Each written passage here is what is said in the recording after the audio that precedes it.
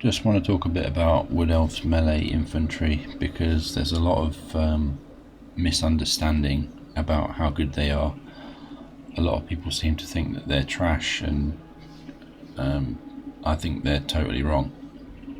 Everyone thinks that Wood Elves are all about the missile infantry, and for good reason, because Wood Elf missile infantry is exceptionally good. Even from the first ones, the Glade Guard, which can fire whilst moving, which makes them good at chasing down units, right up to the Way Watchers, armor piercing, elite missile infantry. But I'm going to say some things which might be controversial, but in my opinion they make perfect sense. So particularly I will talk about the war dancers, okay, because they serve quite a good example. The war dancers, if you take a look at them, I'll just do the base level version of them in here. The war dancers, they've not got a lot of armor. They have got, on the other hand, 20% physical resistance. They're also immune to psychology. A lot of times that doesn't really mean anything, but it is worth something in this case. And they also have these two abilities. In my opinion, these two abilities probably shouldn't be used, except in very particular circumstances. Most of the time it's better to just go without them. But anyway, that's not what I'm talking about. This unit has 24 charge bonus, and it has a bonus first infantry of 12. That means that on all its attacks, it's getting 12 more melee attack, and it's against infantry, and it's also getting 12 more weapon strength against infantry. So even at rank 0, that's 48 weapon strength and 52 melee attack. That's a lot of that's a lot of strength. Okay. And this charge bonus, obviously on the charge, when you add that onto that bonus in first infantry, so it's like, what is that 36? So you're getting 72 weapon strength on a charge against infantry, and you're getting 36, so 76 melee attack on a charge. That's if you execute the charge perfectly. So these things actually tear things up, okay, and they have tactical advantages, right? The problem with missile infantry is it only works if it can shoot and if it has ammunition. Melee infantry do not have ammunition. They can't run out. Their ammunition is essentially their health. Now, in the case of war dancers, they don't have a lot of health, to be fair. Like, compared to like a unit like Chosen, 9 or 10,000 health, 6,800 is not a lot. But they do have a lot of speed for a melee infantry unit, and that helps them a lot. That helps them getting to melee faster. It means that they're less likely to take missile damage, because if they can get into melee faster, then they're not getting shot on the approach so much. And when they're actually engaged in melee, it's hard for the enemy to hit them and not hit their own units at the same time. This unit has like 70 leadership, which is quite high, and Wood Elves have a follower which adds like 3 leadership for own army, which means that any hero or lord can equip that. So these things can quite easily get up to 80 plus leadership, and then there's also other bonuses you can get that give you more leadership, like being in a leadership aura or being inside inside a settlement when you're defending your wood, basically. So these things, and like I said, immunity to psychology, normally not very significant, but they're not going to run away. So more than likely you're going to get a lot of that health used up, whereas you might see other infantry lose half their health and run away. These guys don't tend to run away so much. But the reason that they're so good is actually due to how the Wood Elves play. And I think a lot of people don't really get that the way that you're supposed to play Wood Elves is kind of like how you play Beastmen.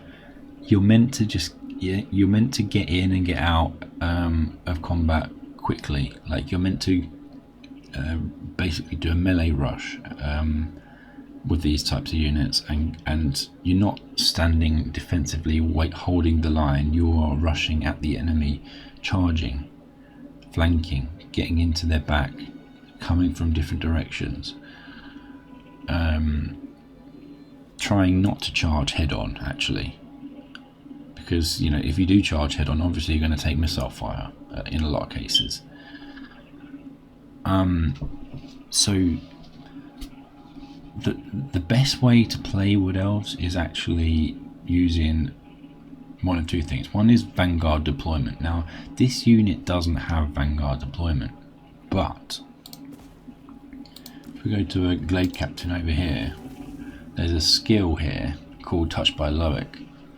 If the Glade Captain is not on a mount, then War Dancers and Blade Singers get vanguard deployment. That's actually also true if they take Wildwood Veteran instead. So you could do the same thing with Wildwood Rangers. Vanguard deployment. That means that if they're deployed Vanguard, that means that they can deploy in unconventional areas, and they can deploy much closer to the enemy, which means that the time that the enemy has to adjust and also to shoot at them is very low, and because they're so quick, they will be making melee contact in like 10 seconds or less, probably, depending on the map, because some distances between the vanguard zone and the enemy deployment zone is larger than others. So this unit is actually really good, and almost all of the Wood Elf melee infantry is pretty much like this, exception being Eternal Guard, which is a different kind of unit. That's definitely a defensive unit that doesn't really play well with this kind of style. Personally, I don't tend to recruit them because I don't tend to find a need for anti-large when I've got this unit. I've basically got a much better version of it. And I'll tell you another reason why this unit's good as well. So I mentioned 20% physical resistance. That's on all these Blade Singers, that's on the Dryads. It's on the Azrai Spears and the regular War Dancers. Azrai, I don't know how you say it. The reason this 20%, this actually becomes where is it? This actually becomes a 30% there. Okay, and then if they're doing fire attacks, it becomes 55%. And if they're rank 7 or above, and the skill is here. Let me see Orion down here, and I don't actually have any battle skills, that's another 10%. So as long as you're not looking at magical attacks, which is, most units don't have magical attacks, by the way. Most melee infantry don't have magical attacks. This unit is like quite tanky when it gets to rank 7 especially. So 40% physical resistance, okay, and then it's also, this one's also giving you another 12 armor. Notice it gives you 5 defense there, and where is it, the swinging bows, another 6 defense, so 11 more defense and 6 more attack. And there's also a follower which gives where is it, let me see if I can look at some followers here.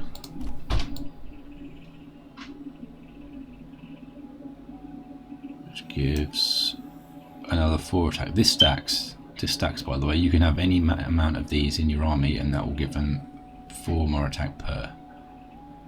And there's that 3 leadership one.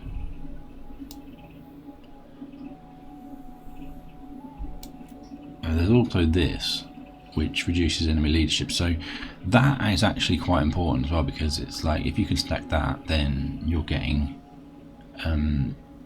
a situation where the enemy is much more likely to break. This type of unit, you know, it would be called a glass cannon, I suppose. And you want your combat to be, you want to get into combat quickly, and you want the combat to be over quickly, so that you don't have to endure. Which is very much like Beastmen. Beastmen don't like prolonged combat, unless you're Morga the Shadowgave, in which you do like prolonged combat. You want to get in, get out, and you want the enemy to break as quickly as possible, and then you want to run them down, and then inflict most of the casualties that way. So these units are actually really good. And I didn't mention as well that this, where is it? So ambush stance. So campaign movement, range penalty 10. So basically that means that you need 10 movement to get into ambush stance, and you're reduced. You've got a reduced chance of being detected by enemies. So Wood Elves want to be ambushing, and they want to be and they can ambush a lot easier than other races, because other races require 25 movement. So the game is basically telling you, you want to ambush, and what are the best units in an ambush? Melee units. Why is that? Because sometimes, especially when there's no escape zone, the AI will not try to escape, and they will just turn and face you. And when that happens, your missile infantry are not, they're too close to be able to deal with it, and you're just going to get overrun. That you don't want that. You can't really get as easily overrun with melee infantry. Missile infantry's weakness as well is numbers. Like if the enemy has a lot of numbers, you can't shoot them all. You're going to run out of ammunition, and they're going to be able to attack you from different places that you can't deal with. I think there's more to say than this. Yeah, there is. So, where is it? So there's these 3 skills here. This is on a Glade Lord, but you can get these skills from different areas. This basically tells you, the game is telling you, you should be using melee. Alright, look at this. 5 more attack in 35 meters. And this one replaces the previous ability. 8 more attack. And guess what? Because they're called different things, if you get 2 characters with one of each of these, then they stack. So that's 13 melee attack on top of your already crazy melee attack. Then there's this 5 defense, 10 defense, 15 defense. What good is defense and attack to missile infantry? Generally, I mean, obviously in some circumstances it can be useful. They can hold a little bit longer. They can do bits. But yeah, this is like really conducive towards melee. These things, and there's also this as well. Speed of the hunter. That's a great skill. So you're getting that helps your units get into melee faster. There's also this. Where is it? Shield of Isha. If you can get into a forest battle, then your physical resistance on your war dancers, your blade singers, and whatnot. That's another 5%. That stacks, by the way. So every time you get a forest battle and if you've got multiple shields of Isha, then you're getting that many multiples of 5% physical resistance. But there's obviously some confusion about what a forest battle is. I can explain it here. A forest battle is a battle which takes place on a tile on the campaign map which has a forest icon. So you see here where I'm hovering, it says Karak Bufdar. There's some grass next to the tooltip, like the name of the settlement. But if I find somewhere else, that's mountain. This is Falls Anvil, right? Falls Anvil. That's got some trees in it, so that's a forest. So if the battle took place on this tile, because you can't see them, but there are little tiles, basically hexagonal tiles that determine the map that will be generated in the battle, and the terrain. If it's got trees on it, basically it's a forest battle. So you can be inside your forest, but if it has a different icon, and that's heavy forest, and the other one was light forest. But if you're on grassland or mountains, it's not going to be a forest battle. So there's some wood areas where it's not actually a forest battle if you fight in a forest. There's also some areas which have trees on them which aren't forests. Bizarrely, that's one. That's one. Where can I find one? This is genuinely all forest, to be fair. But yeah, there is some areas that don't have. That's a forest. Okay. Okay, yeah. So like that spot there, there's some trees there, but it's grassland. So when you do battles to try and generate a forest battle, you have to be kind of careful and set up your ambushes on a forest battle, for example, forest tile, or when you approach a settlement to attack a settlement, you can generate a forest battle by besieging and then letting them attack you. As long as you're on the forest tile, then it's going to be a forest battle. I hope that clears up what a forest battle is, because I know this, by the way, because I actually asked them and then they told me what it is. CA, thanks. So I think that's all I want to say about that. Just play around with Wood Elves melee. It's really good, really good. I mean, let me see what else as well. I think there's one more thing. Yeah, there's a bunch of things. So like this,